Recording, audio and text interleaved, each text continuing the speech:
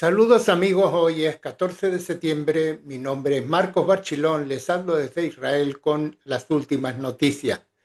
El secretario de Estados Unidos, Marco Rubio, ha llegado hace 2 horas a Israel. Y por último, los acuerdos de Abraham demuestran que un enfoque pragmático produce resultados.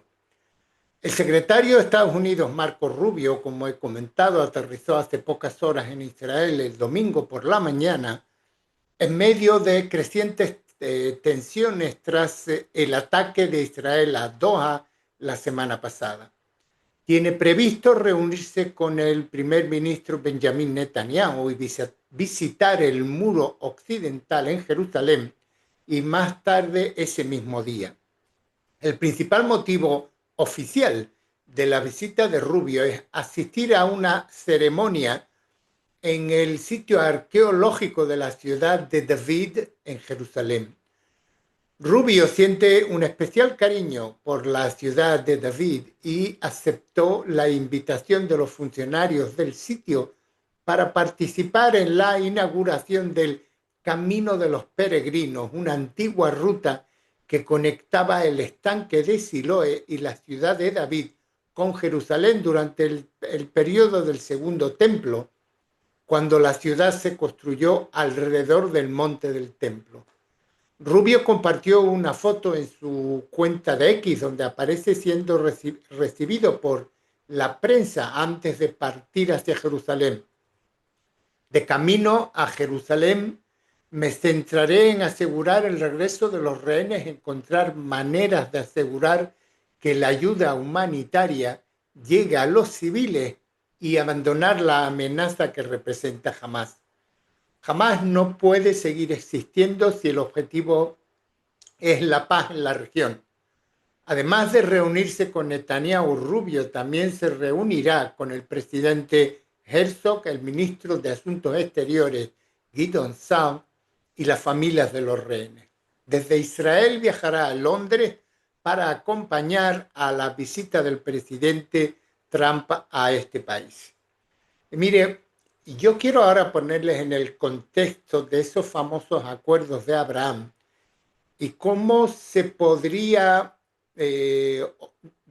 cómo se podrían haber deteriorado debido a la guerra que existe hoy en día. Pero hay un enfoque muy interesante que les quiero comentar y es que para que ustedes vean todas las partes de ese acuerdo de Abraham, dicen que los acuerdos de Abraham demuestran un enfoque pragmático y produce resultados. Ahora, pregúntense qué posibilidad hay de que los acuerdos de paz de Israel con los estados árabes resistan una intensa guerra en múltiples frentes que causa decenas de miles de muertes palestinas, cientos de miles de heridos y desplazados y una destrucción sin precedentes en Gaza. Hace 2 años, la respuesta probable habría sido ninguna. La realidad resultó diferente. Las relaciones se mantuvieron firmes a pesar de las imágenes de Gaza. Las acusaciones de una campaña de hambruna y una campaña internacional de desprestigio contra Israel. Desde el inicio de la guerra, los países signatarios de los acuerdos de Abraham manifestaron su intención de mantener vínculos con Israel y no permitir que jamás los saboteara. Fueron los primeros en condenar a estos países árabes públicamente a la organización terrorista por su masacre del 7 de octubre. El impacto negativo de la guerra en la opinión pública de esos países es innegable.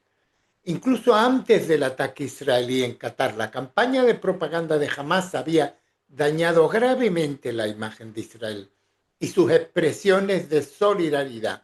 Aún así, esos estados comprenden que la guerra de Israel sirve a sus intereses fundamentales contra sus enemigos más peligrosos, Irán y sus aliados, y del lado sunita, la hermandad musulmana y los movimientos yihadistas. Para ellos, reducir la visibilidad y frenar el progreso es una necesidad, pero esperan que sea temporal. Ahora veamos cuál es la agenda que hay aquí entre Ankara, en Turquía, y Doha, en Qatar.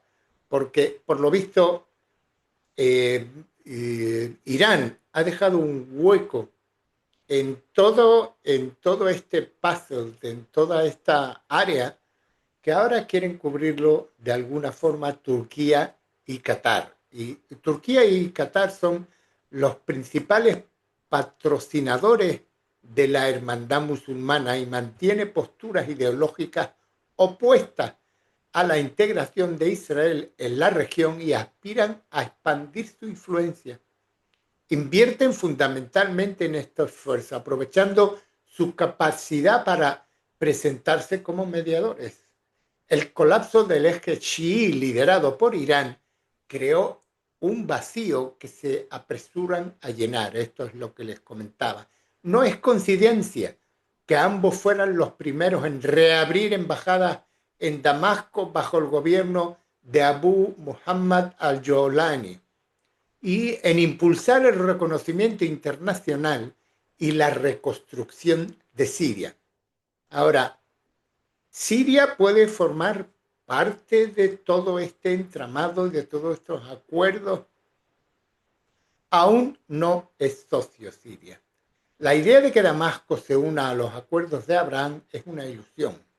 El gobernante yihadista, vestido de traje, ha hablado positivamente sobre la paz con Israel, lo cual es digno de mención, pero hasta ahora no es solo retórica. Mientras tanto, las brutales manifestaciones en su estado fracturado revelan su verdadero carácter. Incluso quienes creen que Ahmad al-Shara ha dejado atrás el yihadismo y se ha convertido en estadista, les resultaría difícil asumir que en su círculo ha abandonado su sueño de construir una teocracia sunita radical.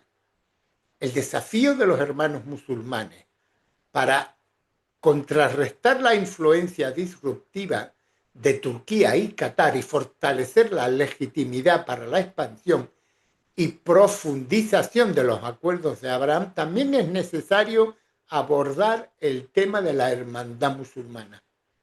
Es improbable que Washington lidere tal medida mientras intenta apaciguar a Doha tras el ataque israelí. En cualquier caso, dicha designación sería un proceso legal y largo y complejo, como explicó recientemente el secretario estadounidense Marco Rubio. No es la primera vez que el Departamento de Estado considera este asunto. Sería un paso significativo hacia un Oriente Medio mejor. En mayo de este año, Jordania prohibió la hermandad musulmana tras descubrir una red terrorista dirigida por el movimiento. Se unió a Egipto, Arabia Saudita y otros países que se han enfrentado a los peligros de la hermandad musulmana y han frenado su actividad. Quienes aún consideran la hermandad como una manera corriente de Islam político que ofrece una alternativa sunita a las organizaciones yihadistas globales, olvidan que su ideología nace exactamente la misma doctrina aplicada con los mismos métodos. Jamás lo demostró claramente el 7 de octubre. Para los responsables políticos estadounidenses, impulsar dicha designación supondrá un serio desafío dadas las delicadas relaciones de Estados Unidos con Turquía y Qatar. Sin embargo, tendrá un efecto positivo en las perspectivas de normalización con Arabia Saudita y aliviará la presión interna de la oposición inspirada por la hermandad musulmana contra los estados que mantienen vínculos formales con Israel o están considerando establecerlo. Ahora, existe otro obstáculo aquí de lo que estamos hablando, de los muchos que se están hablando, y es el obstáculo Houthi.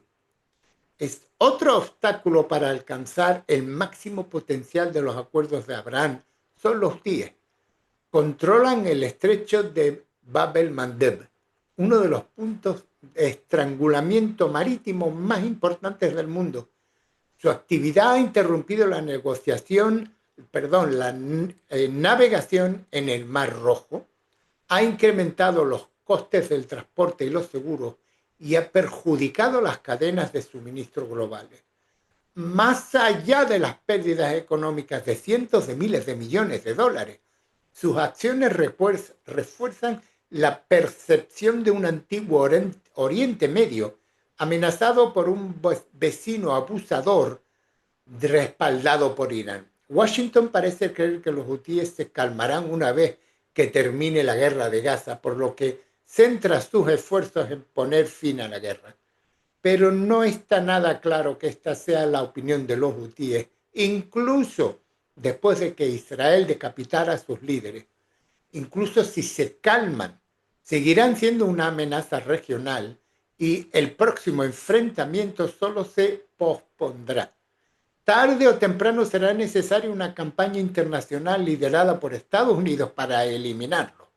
Para quienes alegan su supervivencia como prueba para no enfrentarlos, la historia muestra lo que sucede cuando Washington realmente decide actuar. Saddam Hussein, Muammar el-Gaddafi, Osama Bin Laden y Abu Bakr al-Baghdadi terminaron de la misma manera.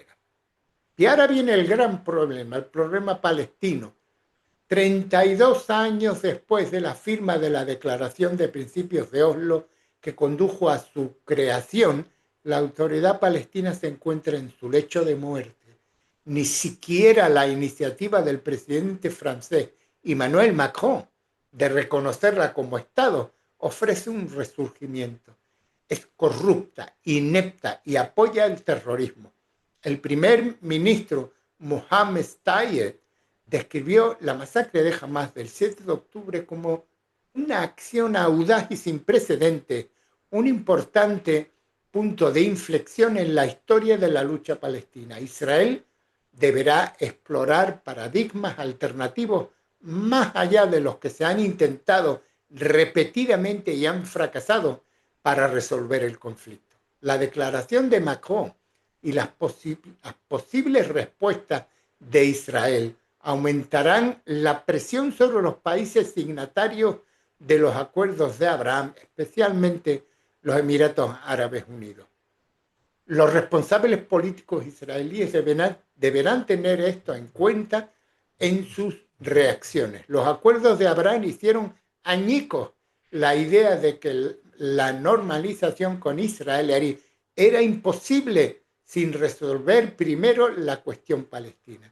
Esta cuestión aún pesa mucho en las consideraciones de los estados árabes, pero permitir que dicte sus políticas solo fortalece a los enemigos de la paz. ¿Viviremos siempre con esta espada? La visión de la paz aún late en nosotros, profundamente arraigada en nuestros corazones, mentes y oraciones, pero nuestro anhelo no debe convertirse en una ilusión embriagadora.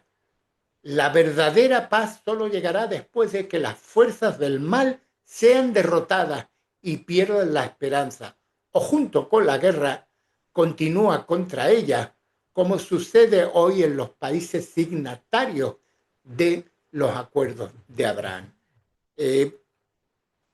Quería mostrarles estas posturas de los acuerdos de Abraham, hasta qué punto, cuáles son todos los países que están involucrados aquí, los países que rechazan, los países que aceptarían, pero como ya ven son más países que rechazan, debido a todo el tema que está surgiendo hoy en día de Gaza. En fin, nada más por el día de hoy. Mi nombre es Marcos Barchilón.